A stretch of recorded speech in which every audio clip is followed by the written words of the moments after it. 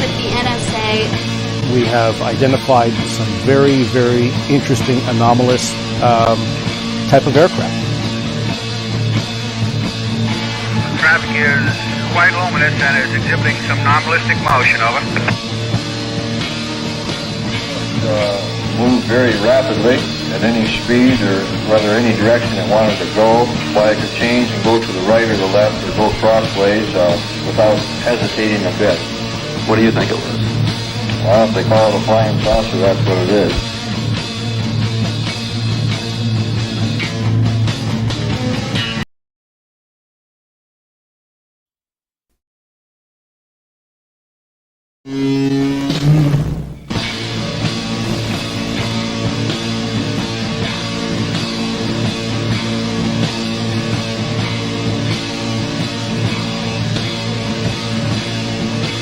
I'm Agent Morris with the NSA. There is something real here. Did you believe that our government is in possession of UAPs? Absolutely, based on interviewing over 40 witnesses over 4 years. And where? I know the exact locations, and those locations were provided to the Inspector General and some of which to the intelligence committees. I actually had people with the first-hand knowledge provide a protected disclosure to the Inspector General.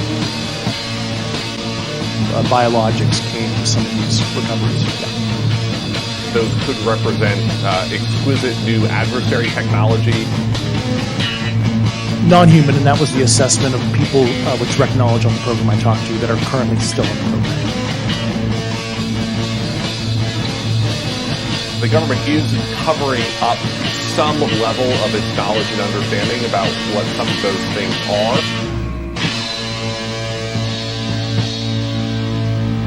The Soul Foundation, which just announced a new initiative for UFO research and policy. It's nuts, man. I mean, we're just small-town buds who saw a UFO in the woods. I mean, now we're hanging out with the government. Wow. What floor were you guys on? Welcome, everybody. This is Smiles Lewis. Welcome back to another live edition of Anomaly-NOW, straight out of Austin, Texas. This is the weekly live news roundup show for the 501c3 nonprofit Anomaly Archives Scientific Anomaly Institute that I founded in 2003. So we are sitting here in our 21st year anniversary of the existence of the nonprofit. And we've been on a little bit of a hiatus. I hope you didn't miss us too much. I mean, I hope you missed us desperately. I took some time off, had a great time visiting with old friends and having just a dandy fine time. Was lucky to be reunited with some good old friends, good mates.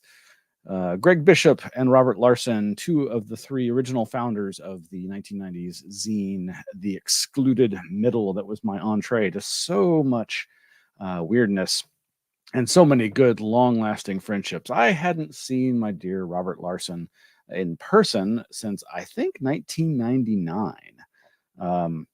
Of course, he and I interacted many, many times in the years since then with his previous radio show, Cartoon Pleroma, and then his post 9/11 show, Out the Rabbit Hole, which was a parapolitical talk show dealing with all the things that were rippling, reverberating around the world post September 11th, 2001.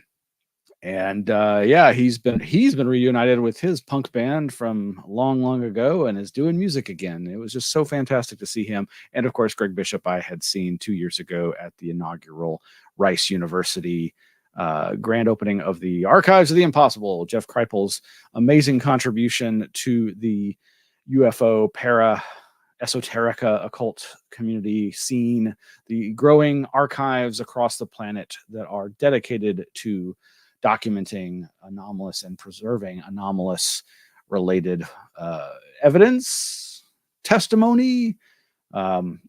So from, Sweden to Houston to Austin to New Mexico to, well, several other points around the globe, but those are the main epicenters, right? Whew.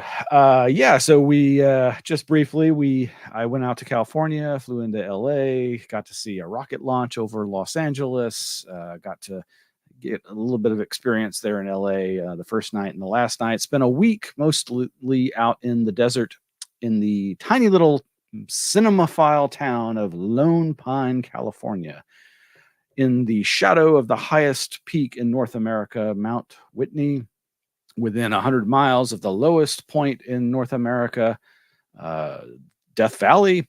Both places, Lone Pine and Death Valley, were home at this time to anomalous lakes that the one outside of Lone Pine, Owens Lake, hadn't been there in about 100 years, back since when Los Angeles stole all its water and created a health problem there with the dry lake bed at Owens Lake. And Lake Manly out in Death Valley, where, normally you don't think about there being any water. Usually there's a tiny little bit, I believe, but this is more than there's been in a long, long time, due, of course, to the atmospheric rivers and other inundations that have happened in the last 2 years. So extreme weather much, but it was fantastic. It was wonderful. Lone Pine, if you don't know, look it up. It's a historic cinematic town where hundreds, thousands of films and TV shows and commercials have been filmed and are still being filmed. It is very iconic. You have absolutely seen something that was produced there or had a scene shot there. But it was just great being with good old friends and seeing things I'd never seen before and just hanging out and relaxing. And then upon getting back, one of my other longest term friends, one of my best friends that I've known since 1989 or 88, was finally getting married. And whoa, what a fantastic wedding it was. And I'm so happy for he and his bride and all of our community of friends. And I got to see, again, some friends I hadn't seen in a long, long time. And it was very heartfelt and wonderful. But been just rare to get back here and talk to you all about the crazy stuff. Hey, so yeah, the revelations, the disclosure, it's happened. Yay, disclosure finally happened. The walls have come down crashing and the revelations from the inside of the government have finally happened, haven't they? Well, yes, everything changed after Grush. What's new there? Well, yeah, we'll get to that. But for those who aren't familiar, or if you are, well, here we go. The usual drill. You can go to our website, find out more about us. If you aren't aware, we are a nonprofit that's focused on the preservation of anomalous materials, whether it be UFO-related, consciousness-related, parapsychological phenomena, paranormal, ghosts, hauntings, crop circles, Bermuda Triangle, just anything weird and wonderful that typically has some kind of connection to the weird, wild world of UFOs, flying saucers, unidentified what's-its, modernly referred to as UAP, PPP, UApologists, and over at our website, you can find all kinds of links to past events and information about our collections. We have thousands, over 7,000 books, thousands of periodicals, and we are still desperately trying to find an affordable place in Austin that doesn't really actually exist. So we're looking for an anomaly here in Austin, Texas, but there's going to be some big news coming up soon. Let's just put it this way. I'm going to have a lot more free time and energy to devote to my passion, my bliss, the Anomaly Archives. What could possibly cause that? Well, we'll tell you sooner or later. And there'll also be some big news about upcoming events that are going to be happening on a much more regular basis. We're going to be doing a lot more different shows and interviews and all that kind of stuff. A lot of great stuff in store for you. From the website, you can scroll down and see the link to our Anomaly Archives Flipboard. These are all the links. Well, these are just the first top 10 or so, but you can link there and go to our flipboard.com/@Anomaly Archives.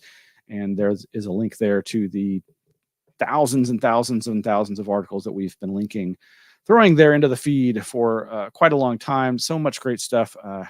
As often is the case, I barely have time to catch up on most of this stuff. Ex-CIA psychic claims he has identified sadly where a missing toddler was. Oh, guess what? It's Ed Dames. Yes, Ed Dames, remote viewer, is back in the news, and he apparently had a hit. Sadly, with a very tragic event, I'm sure.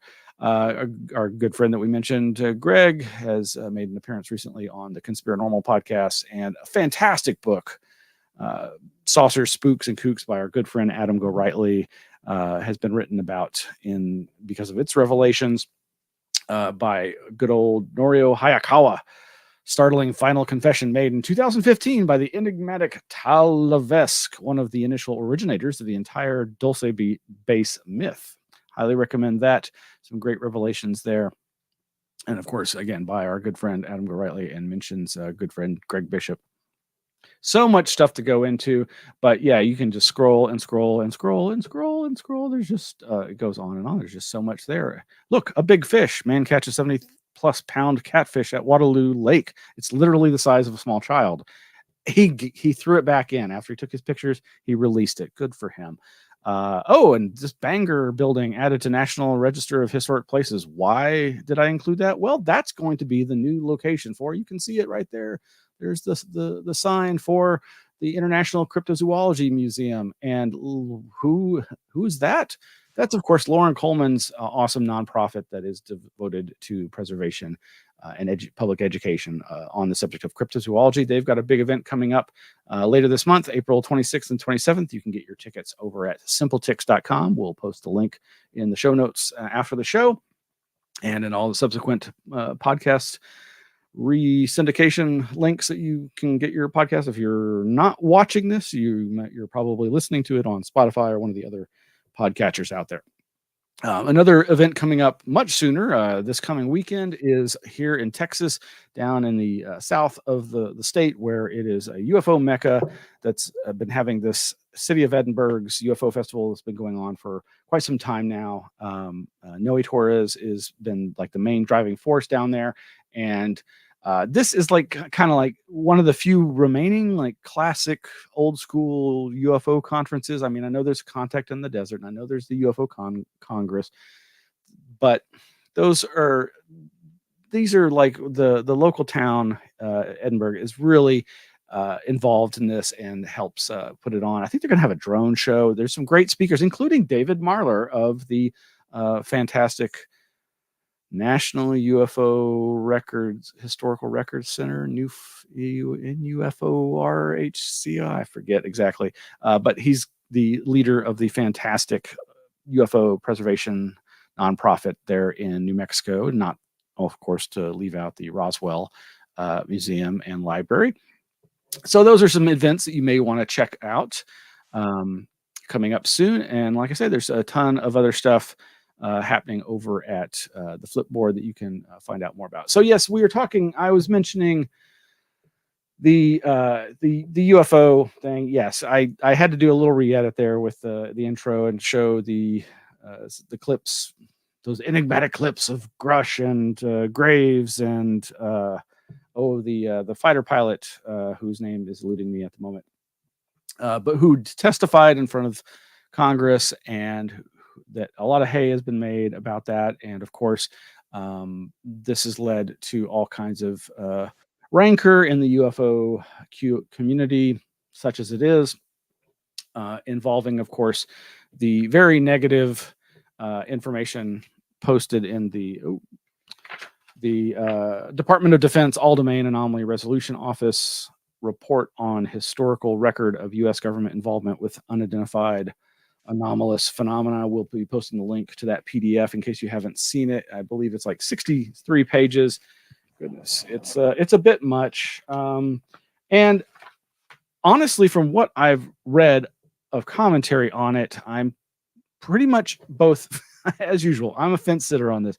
50% of me is like, yep, sounds about right. And the part that I think they got right is that this is largely the result of the echo chambers of UFO activists who have long been involved in trying to suss out these alleged government corporate reverse engineering UFO programs, crash retrieval programs, all of which I think are entirely possible, highly probable. And in some cases, I've been really anxious, hoping that maybe something would be revealed in all of this testimony. But so far, the authorities, the man is keeping us down still. They're not revealing the truth that we know, that there are extraterrestrials, interdimensionals, time travelers, whatever the heck they are. Yeah, I don't know. Nah, yeah, I really do think there is an echo chamber. I think there's a lot of very dangerous rhetoric being thrown around by the activist proponents. I've seen several of the leading lights, air quotes, scare quotes, in the UFO community, basically practically calling for Kirkpatrick's head. I briefly showed there this theguardian.com article headlined, "He quit heading the Pentagon's UFO office. Now a report of his has shaken up ufology." And its second headline, "Sean Kirkpatrick has faced threats for his work, and a new report concluding no evidence UAPs represented extraterrestrial tech has sent ufology into a tailspin." Well, certain sectors, perhaps. But after reading this, I got all the way to the bottom and saw something interesting, because when the link to this was sent to me by a loved one, the headline was basically something to the effect of ufologists break into house of former Arrow director, which, if you go down to the bottom, this article and its headline were amended on 22 March. Previous version misquoted Sean Kirkpatrick as saying a UFO fanatic tried to break into his home. Instead, a ufologist only showed up at his home. Obviously, with the there's been really a constant drumbeat from the mainstream media and the government about conspiracy theorists, and now UFO people or fanatics implicated in that. And of course, they're alleging that there's a conspiracy to cover up the truth, or to cover up information about these phenomena, about whatever it is that are plaguing our skies and occasionally crashing like everyday cars. But yeah, then they print a retraction, and yet that headline was still circulating at the time that I read that, when it included the retraction. So that's almost its own form of misinformation, disinformation being perpetrated by the mainstream media over and over and over again. No surprise there. I'm shocked. I'm sure you are too. You're going to write your congressperson and say, hey, get your lapdog media back on the leash. I think they're well on the leash. Thank you very much. Meanwhile, you've got great folks like Dr. Massimo Teodorani giving his impressions of the Arrow report, which you can read over at his website, massimoteodorani.com. Of course, we'll post the links there. And I've seen other people's commentaries about the report, basically saying, there's nothing new here. But the most interesting thing is, again, in contradiction to those clips from Grush in his testimony, his congressional testimony, he keeps saying that I've delivered these witnesses to Arrow, to the director of intelligence, and they've given their testimony. The Arrow report is saying nope, that never happened. Sean Kirkpatrick is saying nope, we kept trying to get him to bring these people to us, or for him to come to us, and that he didn't or wouldn't. Who to believe? Not really sure. Again, just be agnostic. Can't you have two contradictory ideas in your head at the same time? If not, get out of this game. All right. The other thing I really want to show tonight, and there were so many news links since it's been so many months that I wanted to cover, and there's not going to be any way to do that. But let's see. Oh, where'd it go? Here. Yeah. That's what I'm trying to show right there. This guy, Ben Jordan. You may never have heard of him. This is his YouTube channel, youtube.com/@BENN, 2 N's, Ben Jordan. And, I had subscribed to his his channel because of an episode I saw several months back that immediately intrigued me, and it was about a acoustic weapon he had created. An acoustic device he had created that was called something like the speech stopper. I don't know. I'm not immediately seeing it, but it caught my attention because it talked about this idea of, I believe, using hypersonic sound.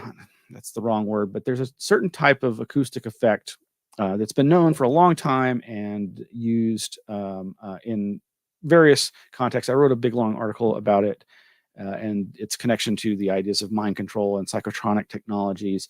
And it's basically a way of like shotgun directed, laser directing like sound to a specific location, so that if a person walks through that beam of sound, that area of sound, they will hear whatever you want in their head, and nobody else around them can hear it.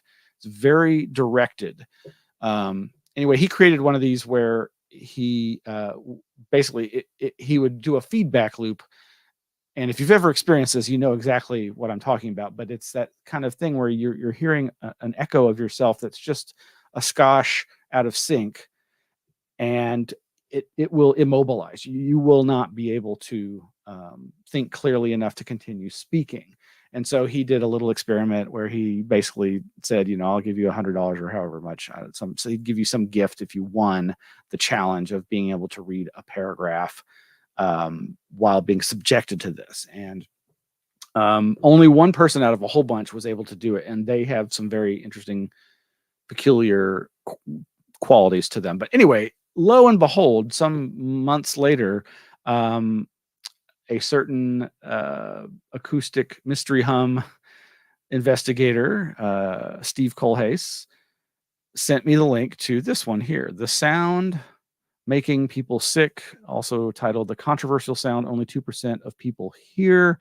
It's released a month ago. It's gotten 2.4 million views. I think that's quite a lot more than any of his other that's a lot more than any of his other videos. I highly recommend his channel.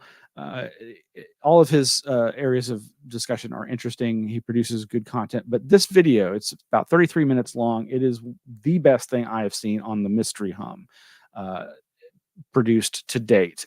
And for those who aren't really familiar, you go back to the 1990s and the rise of the X-Files. You probably might have heard back then reference to the Taos hum or these other hum sounds that are associated with specific locations where typically some portion of the population would be able to hear it, whereas others could not. But in the best scenarios, or in the worst, depending upon your perspective, the mass of people could hear it. It could be recorded. It was not something plaguing one person or one household, causing and nobody else being able to hear it and causing them to feel isolated and made to feel insane sometimes, or driven to terrible acts, including trying to move away. Well, Steve Kohlhase sent this because he really appreciated the quality of this little mini documentary, but was also interested to discover that one of the main hypotheses being put forth by this Ben Jordan is basically Steve Kohlhase's gas pipeline syndrome (GPS) hypothesis, that these sounds in a lot of cases are being created by the resonance in these massive gas pipelines that crisscross the countries of the world, the developed countries. And that Steve Kohlhase long showed that if you overlay like population centers and maps where people have recorded these experiences of the hum, you would see a correlation with these gas pipelines. He's very convinced of this, and I think it's a very compelling argument. And so does Ben Jordan. And you do get the impression that this is the main crux that Ben thinks is at the root of the phenomenon. But then he also says, you probably think that, but I don't. I think it's perhaps the best thing we can test for but he thinks it may actually be something else or a conflict, multiplicity of sources. Anyway, highly recommend it. Again, I'll put the link in the show notes. But this reminds me and probably you of all the recent media attention to something that's been getting a lot of media attention over the last 5-6 years or so, Havana syndrome. And sure enough, there has been a number of articles that have come out recently, and the main one.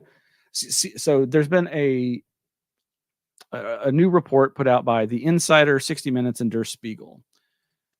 This one's this is the, I guess, one version of the article here. Unfortunately, these all came out on what day do you think? April 1st.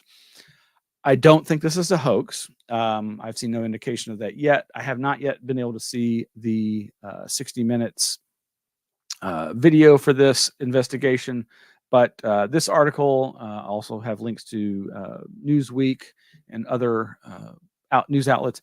This article here at the Insider, that's the ins.press, has the headline, Undercover Chef, How the FBI Interrogator of a Russian Spy Arrested in Florida Later Came Down with Havana Syndrome. Now, this seems like it's a very interesting investigation that seems to have uncovered a Russian operative who was operating here in the United States, posing as a highly skilled chef at several Russian food restaurants, who was arrested after a high-speed chase, speeds in excess of 110 miles an hour, supposedly footage of him on his cell phone as he's going in oncoming traffic and dodging the cops who are going after him. And then when they get him out of the car, when they finally get him, he's got all kinds of burnt documentation, multiple bank cards showing money in the amounts of at least $75,000, strange computer devices. He's wearing glasses, and they say that they put him in the car. And so let me just read this part here. The name on the passport is Vitaly Kovalev, born in St. Petersburg in 1985. He has a green card and a New York State driver's license. Answering his arresting officers, Kovalev speaks in near perfect English, saying yes when a deputy reads him his Miranda rights and asks if he understands. He doesn't have to say anything to the police, but he talks anyway for nearly 45 minutes in a combination of conversational Russian and English. What's truly bizarre is that he's talking to no one in the vicinity. His chatter is all captured on an onboard camera in the back of the cop car where Kovalev is sitting, handcuffed, while the police officers are scouring through his bags, belongings outside the car. But Kovalev's pauses and responses make it seem as if he's conversing with someone. Yes, because this one, he drove here too, Kovalev says, because it's necessary to, needs 20, mistakes are unknown, 16 is fucking a lot, yes, 5, he could hold 5, if weaker, 4. He has no known devices on him after the arrest, no earpiece connected to a cell phone. He is wearing casual clothes and a pair of eyeglasses that are slowly descending down the bridge of his nose. An agreement is an agreement, Kovalev says. An agreement is an agreement, he repeats over and over again. I didn't kill anyone. I never killed. No, here I'll be very sad. Then I'll go to Russia. At this point, his glasses fall to the floor, and coincidentally or not, his chatter ends. Shades of all the VR, AR, augmented reality glasses that are on sale now with some kind of headset. I don't know. They're talking to him through his teeth, or he's just crazy. Well, basically, it appears that he had enough money to get himself out of jail on bond, but didn't. And he goes to prison or jail in Florida from June 2020 to August 2022. And basically, it seems that he definitely seems to be a Russian operative, has engineering skills from a Russian naval engineering institute that they mention has credits with like acoustic weaponry or acoustic technology, among other things. But one of the FBI interrogators ends up being an apparent victim of quote unquote Havana syndrome. And so they talk about her experiencing of this, and yeah, she thinks it's retaliation. Anyway, very interesting case. Goes on to the operative goes back to Russia, even though the FBI is like, you probably don't want to go back there because you're known to have talked to us, and then he heads to Ukraine, unsure whether he was been assigned there or is going there on his own, and dies. Air quotes again. Which, of course, anybody who's researched espionage knows that that's kind of like, if you're trying to track somebody and then they go to another country, you lose track of them, and then a death certificate is issued, and like were they actually killed? Did they actually die, or was that all contrived to wipe them off the map, and that they're actually still out there doing their thing? Who knows? Other agents apparently approach this investigation and say that they recognize him from other operations, and that he does seem to be connected to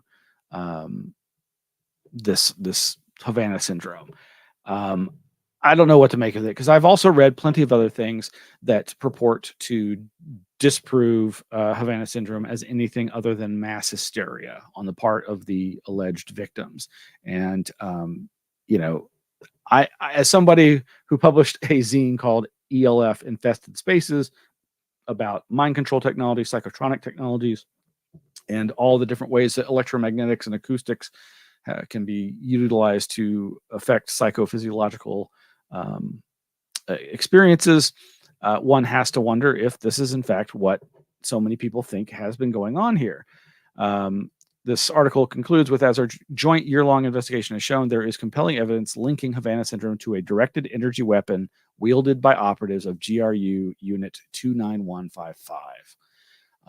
Anyway, I'll post the links to this. I look forward to trying to watch this 60 minutes video about this, but I find this very fascinating, obviously, because of my own experience with some kind of mystery hum, though I do think what I probably experienced was some kind of naturally occurring low frequency tinnitus.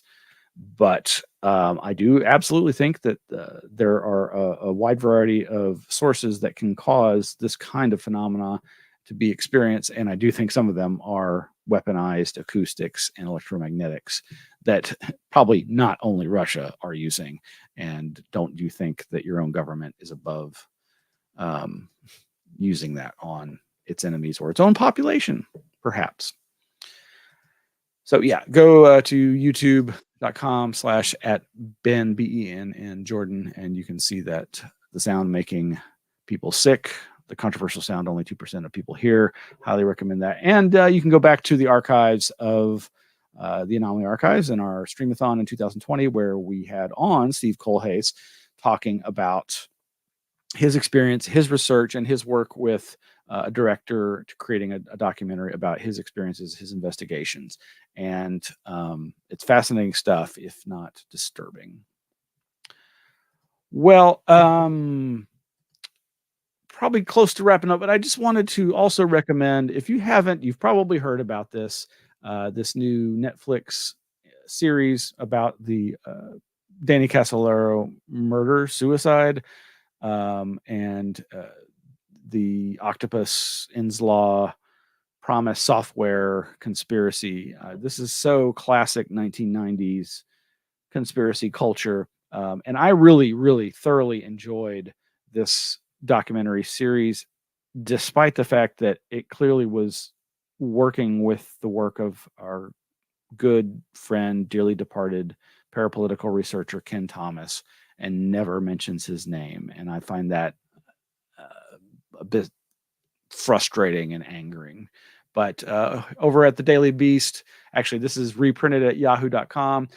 He uncovered a rogue CIA conspiracy. Then he was found dead. This is from late February, about this new series called American Conspiracy, The Octopus Murders.